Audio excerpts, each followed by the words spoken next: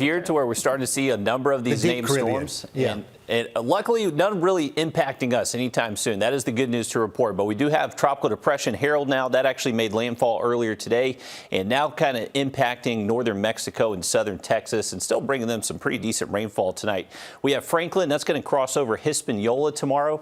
And that is going to be hanging out in the Atlantic by the end of this weekend. But then it's just turning off towards the northeast. And we're already post-tropical storm for Gert. So that's just kind of fizzled out. We are keeping an eye on another couple of waves that are well out into the central Atlantic, and these are just supposed to really turn off to the north as well. So luckily, even though we got a number of named storms out there, none of them are really going to impact the U.S. mainland anytime soon. But if we do get a couple of more named storms with those storms we were just looking at, the next one would be Idalia, and then Jose will be the next two. So we're going to have to keep an eye on those. But luckily, once again, not really expecting much rain for us here locally over the next several days.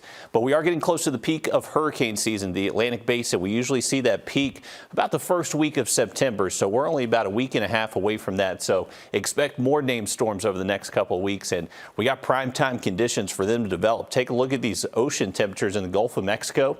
Upper 80s all the way through the Caribbean in the mid 80s. So anytime those ocean temps get above 80 degrees, very easy for those storms to maintain themselves and thrive. So we're going to have to keep an eye on the tropics over the next couple of weeks. We had some heat today. We actually got up to 97 degrees. That's the hottest temperature so far for 2023 here in Augusta. We've hit it two other times, though. If you remember last week, we got up to 97. So it's been a hot stretch of weather for us. Luckily, tomorrow, we are cooling things off just a little bit. We should see our highs stay into the low 90s tomorrow afternoon. And then Thursday morning, we're waking up in the mid 60s. So this is going to be thanks to that backdoor cold front tomorrow, knocking off our temps, lowering our humidity, bringing us some very comfortable mornings as well. Most spots should be able to hit at least the upper 60s Thursday, but a few lucky spots, places like Bushfield, just those places that are kind of away from the city environment, cool off very efficiently.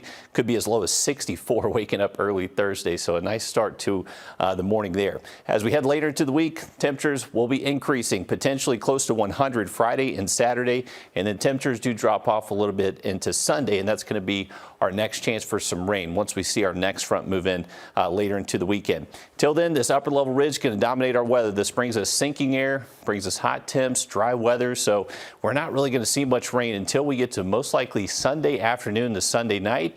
And then we flip the pattern into next week. We're cooling off those temps and rain chances looking a lot better. Any break from the heat is good news right now. Riley, thanks. Extreme weather, as you know, gripping much of